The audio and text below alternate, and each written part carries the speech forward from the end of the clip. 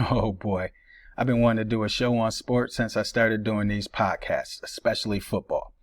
Now, as you guys know, I started out doing these podcasts with the idea of always having a guest on so we can have a back and forth conversation. I mean, the name of the show is Let's Talk About It, right? And it's hard to have a conversation alone. But unfortunately, people aren't always available, which is definitely understandable considering all the chaos going on in the world, not to mention we're in the mix of the holiday seasons. So I decided that I need to start doing these on my own. I mean, it is my podcast, right? I've done a few before this and I've really liked the improvements that I've been making. So here we go. My love of football. I've loved sports for as long as I can remember, especially football. I started playing football when I was like 8, 9 years old and played for the Cornhill Cubs. That's a Pop Warner team in my hometown, Utica, New York. Honestly, I think the first year I played offensive line, like guard or tackle. Then the next year I remember going to the coach and was like, "Coach, I want to play quarterback." Now, who plays football and doesn't want to play quarterback, especially starting off? I'll never forget this. My coach, Coach Phoenix, looked me in the eye and was like, "Why?" So I told him, because I can run and I can throw. So he has me run around a little bit and throw some passes. I get done and I go over to him and he says, "Good job, Coleman, but we already have our quarterback for the year."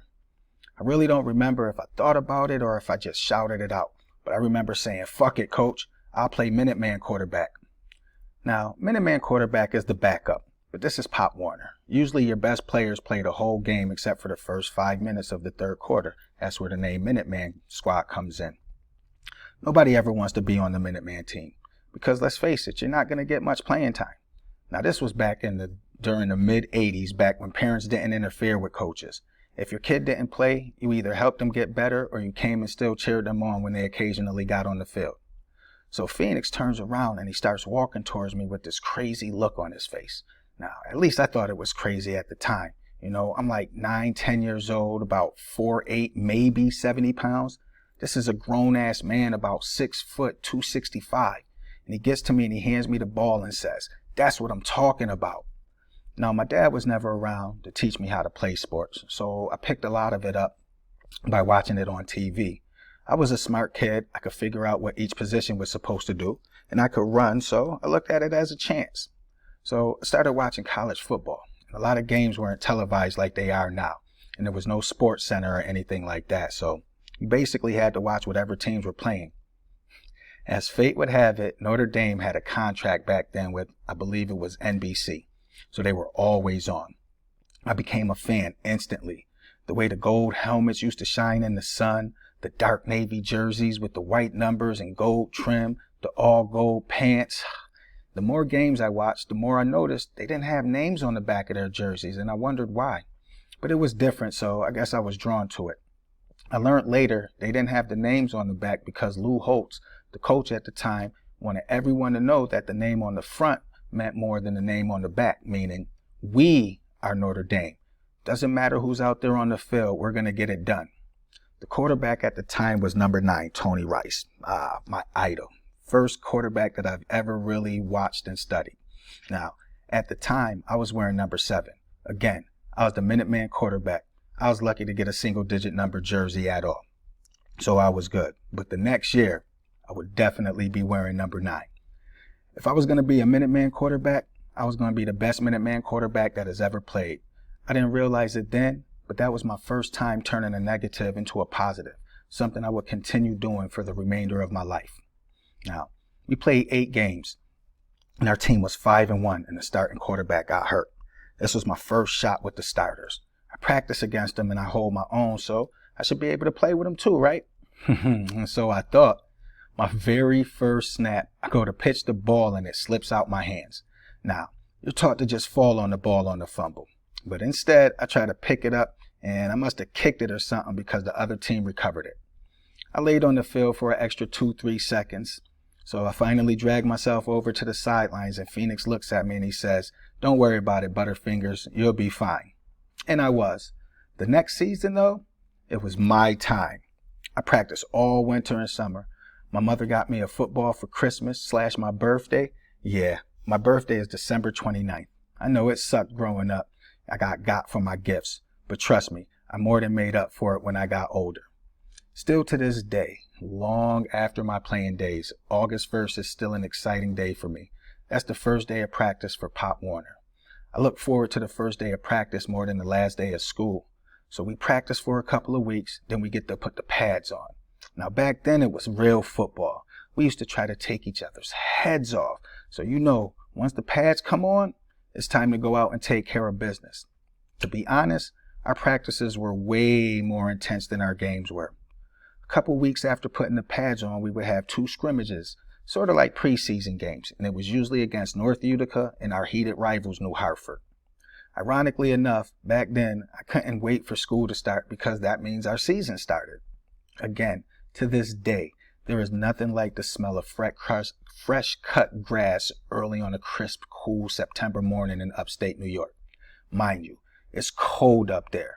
For those of you that know, you know. For those of you that don't know, let's just say it feels like winter 9 months out of the year, and the 3 months that it doesn't during the summer, it's usually rainy and shit. Okay, a little bit of exaggeration, but honestly, not much. That first year as starting quarterback, we went undefeated, winning the first of back-to-back league championships. After that, the next 2 years, I would play for the Cornhill Bears. Now, they're just a level up, the older kids. Now we're about 13, 14 years old. I remember my last year on the Bears. We're in a game against, of course, New Hartford, and I'm having an off game, and one of the coaches pulls me out of the game. So I'm tight. So yeah, I proceeded to verbally assault my coach. Yes, even back then I was a live wire. Needless to say, I got kicked off the team. I was a key player on the team, and I let my team down. At least that's what I thought. When I got kicked off the team, we were like 4-2 and needed to win our last 2 games to make the playoffs. They go out and win the first game. I'll never forget. We played against North Utica at Proctor. That's the high school in Utica. And we handled them convincingly. It was cool because even though I was kicked off of the team, they still let me sit in the scorer's box and help call the game. After the game, the coaches took a vote from the team to see if they wanted to let me back on. The vote came back and the team said no. Man, I was devastated.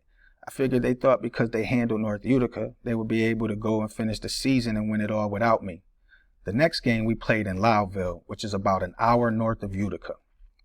Now at this time of the year, the end of October, you can guarantee there's snow, and lots of it. I decided that I didn't want to go to the game. They go up to Loudville and they get the brakes beat off of them.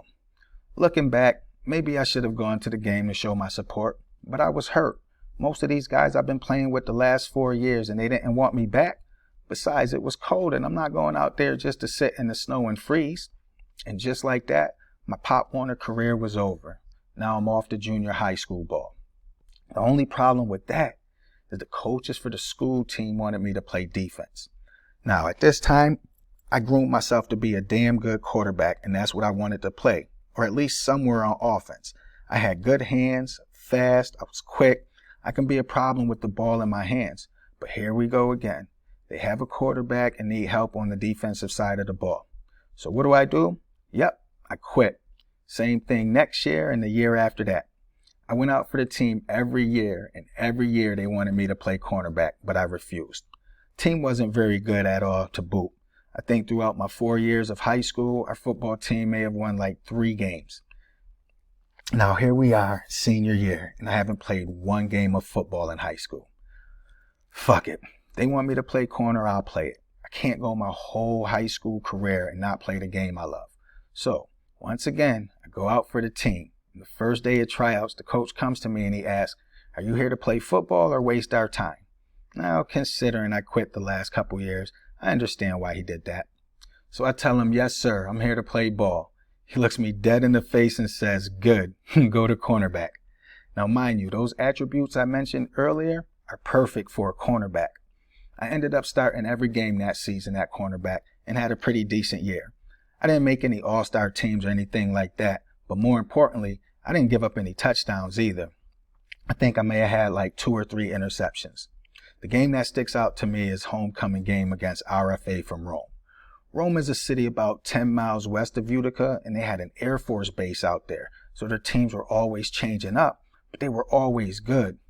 So yeah, we got spanked that game, But I had, which included my 12 years playing semi-pro football, a career-high 13 tackles in that game and didn't give up a touchdown to one of the better receivers in our conference. I believe we ended the season 0-8, and again, another football career over and done with. Now, the thing about football is that if you don't go to play college football after high school, chances are you will never play again. I graduated in 1995, so I wasn't going to college to play. So the next few years, we played a lot of sandlot football. Sandlot is when you just get a bunch of people, go to a field and play. It's called a lot of different things depending on where you're from, but if you know, you know. Thanksgiving in 97, after we get done playing, which we did every Thanksgiving morning, a bunch of us are just chit-chatting and comes up with the idea we should start a semi-pro team in the area.